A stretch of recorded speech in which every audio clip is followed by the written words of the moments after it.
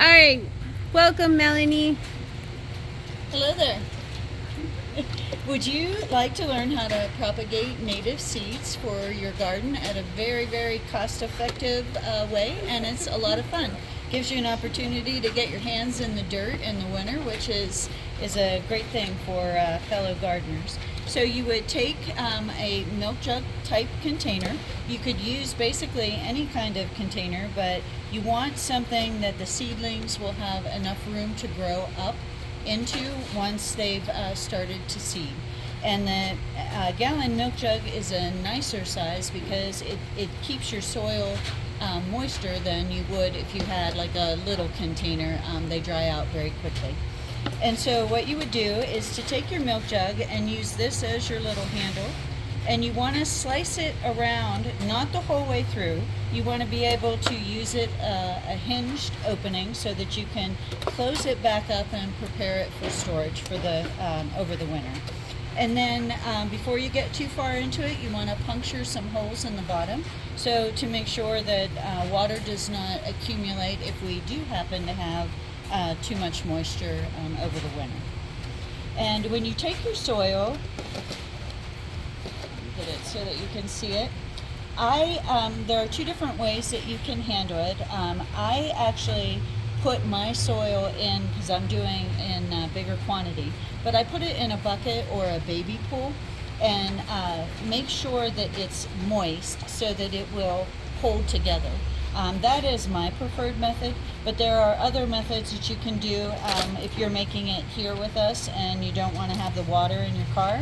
You can take it home and soak it in your sink or in a container of waters, and making sure that the water is coming up and you're giving your soil a good bath.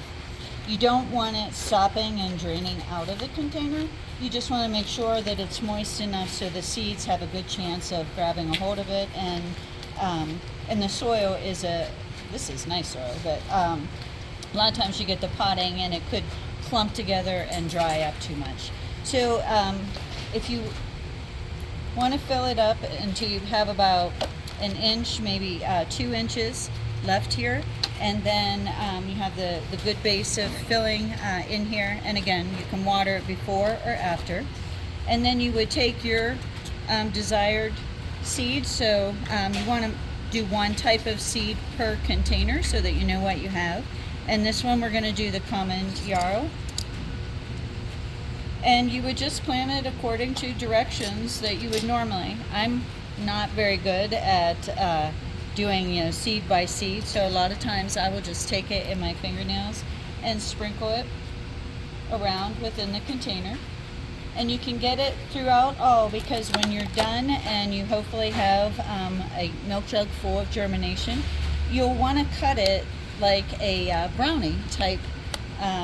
You don't have to pull out each individual plant. If you cut it into maybe 9 slices into your container, then you can take those little brownie size clumps of dirt with plants and propagate your garden. It's a lot of fun. So after you put your seeds in, you want to just tap it lightly so that you again are giving the seeds a chance to grab a hold of the dirt and make it home over the winter. And then just sprinkle a covering of dirt on the top. Majority of seeds that we're going to be planting, you don't have to put a lot of soil on it. You just want to sprinkle it on top so that it's giving it a very light blanket. And because Colorado sun is incredibly intense, it's a really, really good idea to label your plants on the inside and on the outside. And so if you have like little plant identification sticks, make sure that you're labeling what you have with your seeds, and slide it down on the inside of your container. And it's best to use some type of permanent ink, and they do have waterproof markers. That's also a good idea because again you want to keep it moist throughout the winter so that it can germinate. Once you have labeled it on the inside, take your marker and you mark it up on the top of what it is that you have planted, so that you have double records of your seeds. And then you would take tape, which I don't have right here, but some type of outdoor tape. Tape up your container the whole way through. You leave your lid off so that hopefully we get nature watering our plants for us. In the case that we would not, when you have it and you have it in storage away from the wind, but in a place that you can have it somewhat protected but sunny, and if we're not getting normal sun or normal water, you would take your hose and just go out and lightly, go over the top of it so that the water is coming in here, and it will also seep down in around the sides of the tape. So you don't want to like completely secure it. Just make sure that you're taping it up so that it will keep your lid on throughout the winter. And you're just basically creating a little greenhouse, a little extra boost for those native seeds to grow over the winter. Well, thank you, Melanie. Thank you so much.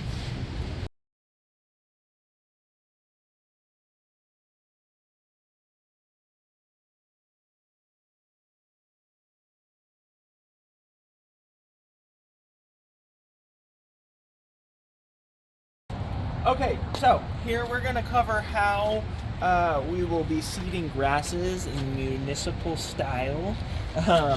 We've got our soil mix here already pre-mixed, so you can see a little bit of perlite, about 50% of this red breeze that we have right here, which comes from CNC sand, and that's like grit, really. It's sand, it's a little bit of clay, it's gravel. And then here is the perlite we use, and then this is the municipal compost that we make here. We sift out the big particulates, and we only want kind of the smaller stuff. But because we'll be seeding a grass here, we're about, I'd say 40% of the grit, and then about 50% of the compost, and about 10% of the perlite. So with our grasses, we are looking for something higher in organic material. And we're going to take these pots, we're going to fill them up. Alright, so here we have some blue grama seed, and it's been nicely cleaned already. And we're going to go ahead and just kind of take a pinch and cover the top.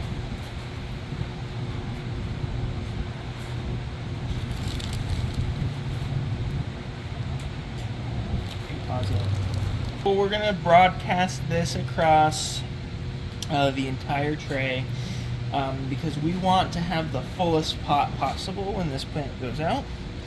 And sort of the same thing applies when we do shrubs as well, or cuttings. We want to put multiple cuttings in one pot. And we do this just so we know that we've got an entirely filled pot and not just like one little bunch grass. Lovely sifter that we were fortunate enough to get from the Audubon Society grant. And we're just going to kind of cover the top, more screen material.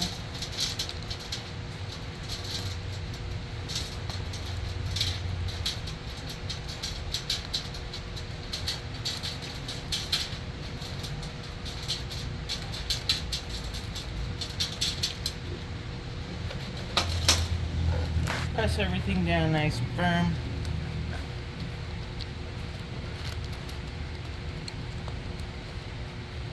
Then we're going to water this in, and we're going to let it freeze outside, and it'll wake up when it's time to wake up. Because this is a warm season grass, it'll take a little bit longer into the season to start to green up.